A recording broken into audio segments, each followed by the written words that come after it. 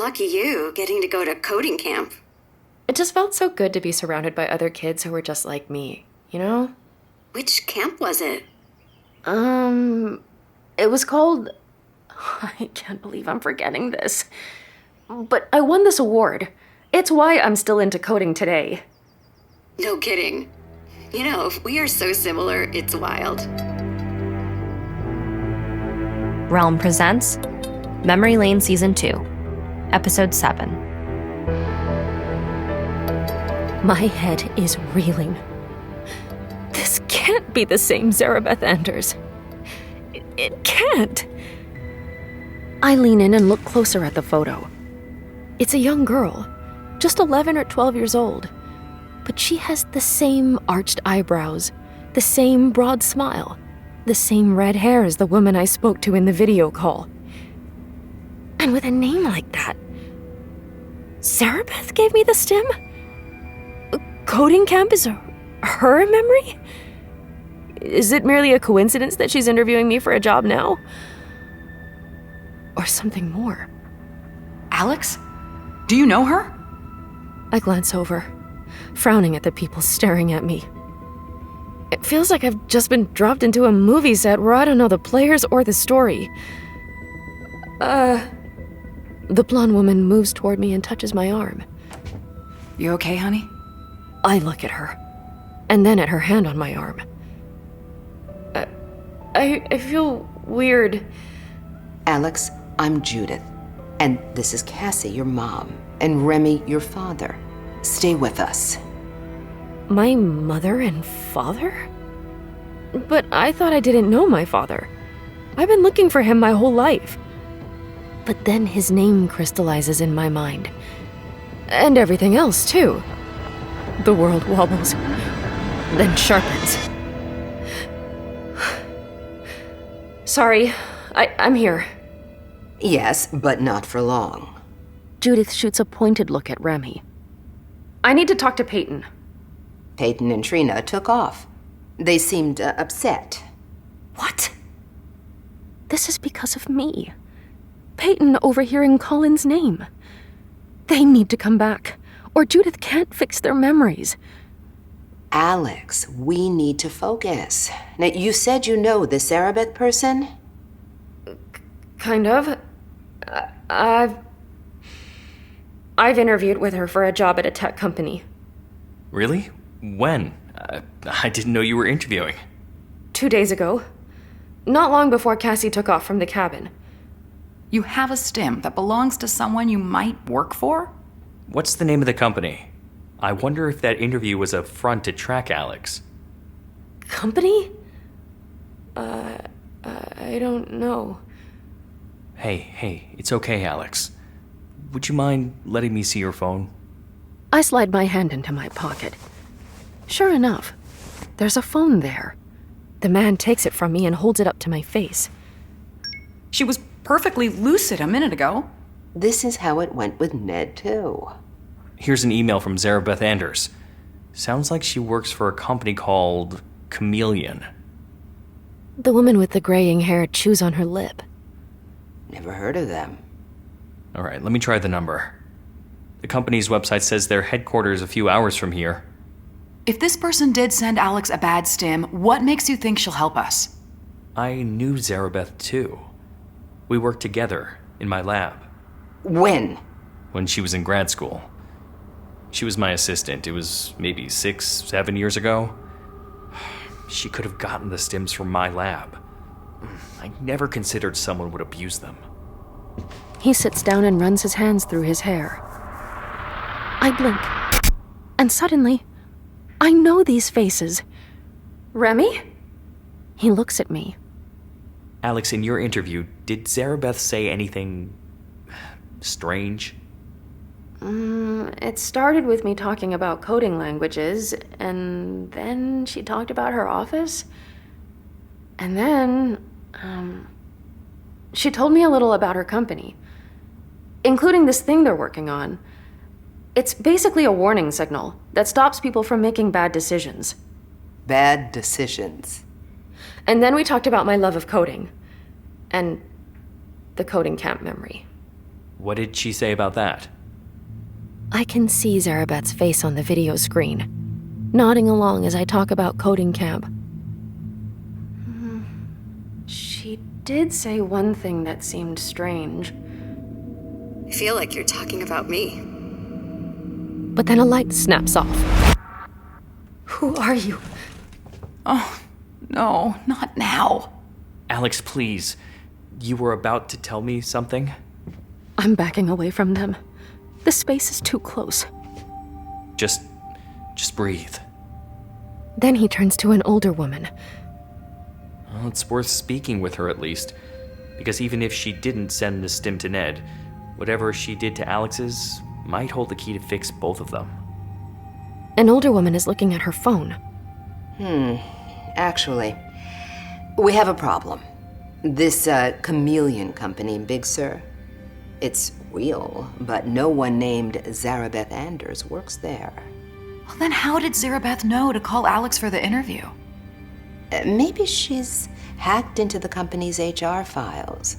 I did some sleuthing into Zarabeth, too, and there's no trace of her online. She's gotta be somewhere. Alex spoke with her only a few days ago. She could be across the world for all we know. We have an email address and a phone number, so maybe we could trace them somehow? I don't know how to do that. Do you, Cassie? The blonde shakes her head, but the man swivels around and looks at me with hope. Alex might. There's something so earnest about this man's face. I try hard to concentrate on his question. How to find a location from an email address. Lines of code swim through my brain. I think I can find where an email originated. Gently, he guides me to a laptop and shows me both an email and a phone number. Even though I'm not conscious of what I'm doing, my fingers fly all the same. It's like muscle memory. Like someone is lurking above me, pulling my strings. Every few moments I stop, unsure of what I'm supposed to be doing.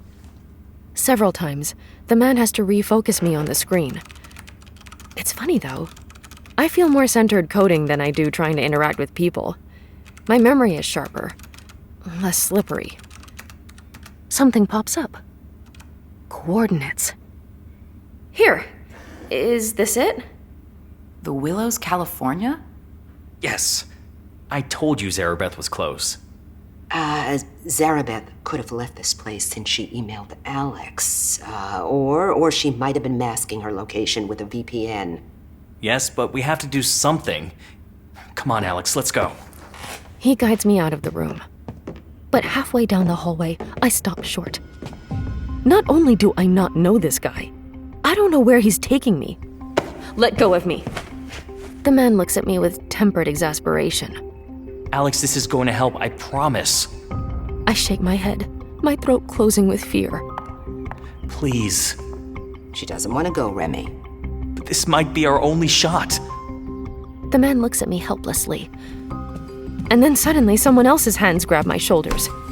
It's the blonde. Up close, she smells like hairspray and fruit.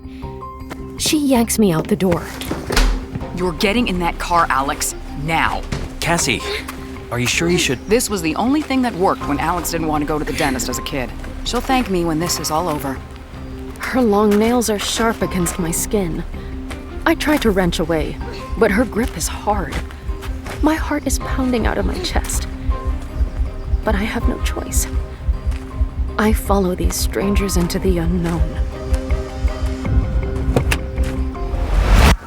I'm loaded into the middle row of a large SUV. Next to me in the car sits a woman with a vape pen. She looks at me guiltily. Sorry about that back there. I didn't want to shove you, but you gave me no choice. I have no idea what she's talking about. There's another person that climbs in the third row. A man in his late 30s who looks like he's sleeping with his eyes open. A graying woman helps him in. Easy does it, Ned. We're going to get you help. The older woman slides into the driver's seat and starts the engine. As we head down the gravel drive and into the woods, I notice the woman sitting next to me is still staring at me worriedly, like I might suddenly explode or something. Hi. She flinches. Hi. It sounds like her heart is breaking. My hand twitches. Something is missing. Where's my stim? You can't use it right now. What? Why? I need it! No, you don't. This is the source of all your problems, Alex. Oh, I knew those things were trouble. Cassie, that's not helpful. Ugh, will you two stop? I'm tired of this ridiculous parent triangle. No, it's your fault. You're the one who created this mess. I don't like everyone fighting. My breath comes harder, faster. Out the window, unfamiliar streets pass. Where are we going? The woman next to me squeezes my hand again. Honey, it'll be okay. So did this Sarah Beth person seem, strange ever when she was working in your lab? Not really, she worked hard. But one day she quit, didn't give notice. I tried to reach out to her, but her number was disconnected. Huh. And she didn't say where she went? No, nothing. She did mention once that she had no family. Her parents died young. A car accident, I think. That's horrible. I know. I was surprised when she didn't say goodbye. I thought we bonded.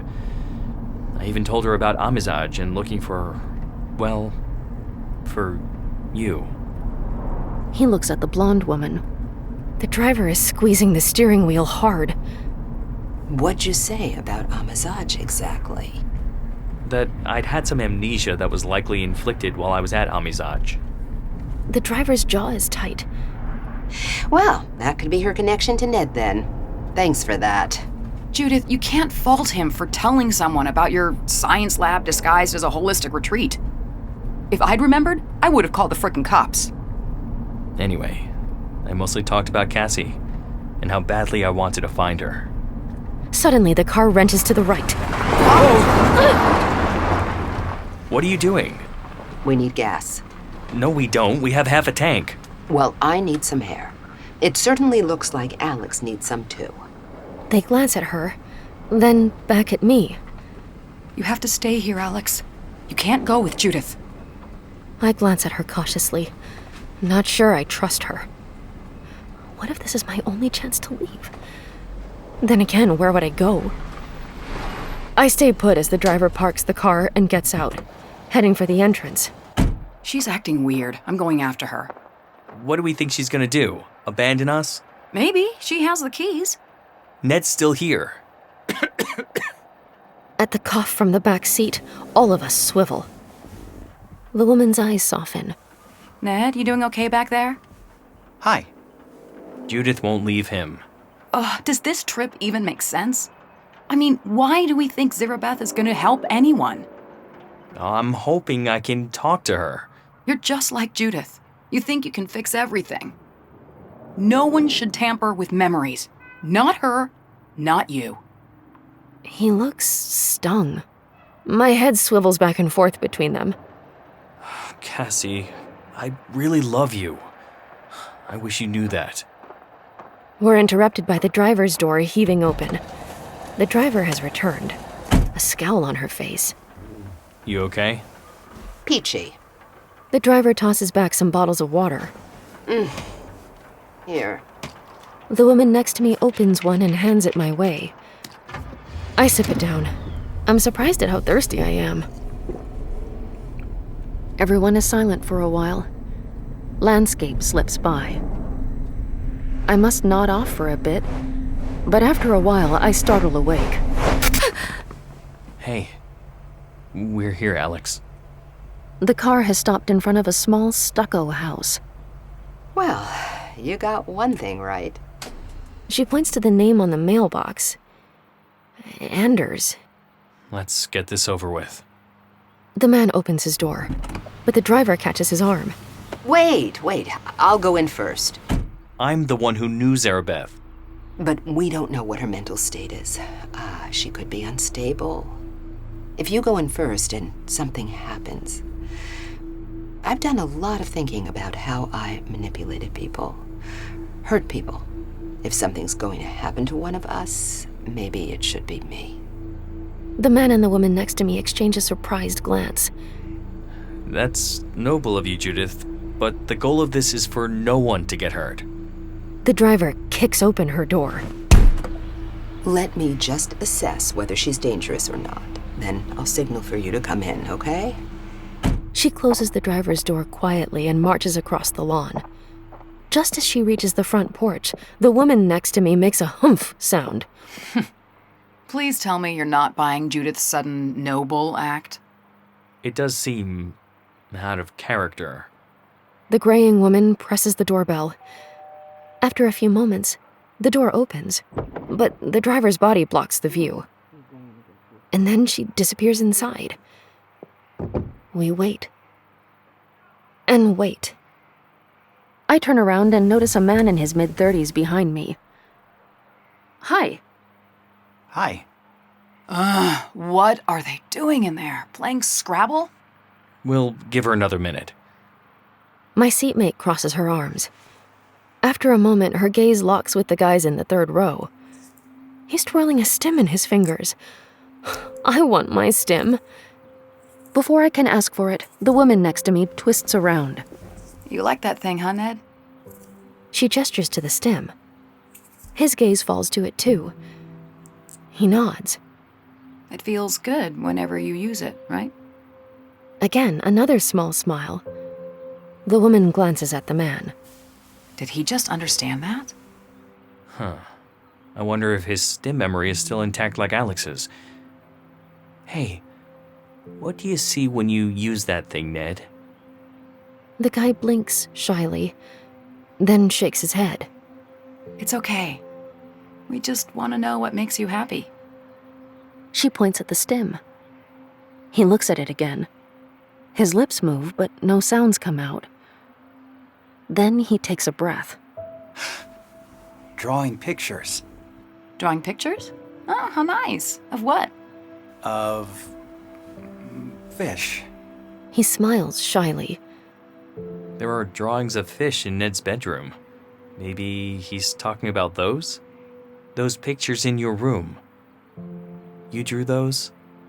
But the young man stares out the window, distracted. That makes no sense. The memory he's seeing should be someone else's.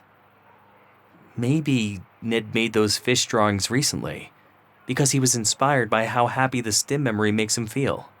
No. Oh, okay, I took a picture of the drawings. When you were having your memory restored, oh God, I was bored out of my mind. The drawings are signed and dated, but they're from 20 years ago. Look. The woman holds up her phone. She zooms in, points to an N in the corner, and a series of numbers. Dates, I guess? N, for Ned. Is it for Ned, though? 'Cause if you turn it this way, You're thinking... it could also be a Z. Wait, if Sarah Beth drew the fish that are on Ned's wall, and drew them 20 years ago, well, that means... Maybe Zarabeth was at Amizaj 20 years ago. His face has gone pale. He holds up a photo on his phone screen. It's a redhead girl around 11 years old. Ned, do you know who this is? Yes. We're friends. The man with the phone stares in horror. Oh, God. Judith! She whips around to stare at the house. The woman pushes her door open and hops out. Cassie, wait! This isn't the plan! Fuck the plan. She walks away from the car. Hurriedly, the man opens his door and follows her. I don't want to be left alone. But I'm also not sure the guy in the back should be all alone either. Slowly, I open the door and offer him my hand. Can you come with me? We'll go together? To my surprise, he complies. His hand is rough in mine, and he stumbles a little getting out of the car. But soon enough, we're following the man and the woman across the scrubby lawn. I'm not sure where I'm going, or if this is even a good plan. But it does feel good to have someone with me. The man is trying to hold the woman back. We have to be careful. I'm not letting Judith hurt anyone else. Before she can knock, her jaw drops. She stares through a small side window. Oh, shit. I look through the glass. I may not understand where I am or who these people are, but what's inside still sends a shiver of fear through me. A woman with graying curls stands over a younger red-haired woman in a chair. The standing woman screams, while tears streak the redhead's cheeks. Her eyes catch mine in the window for a split second, and she mouths something. Help.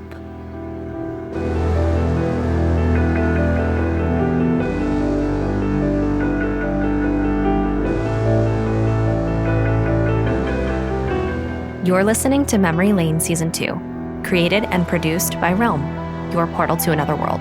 Listen away.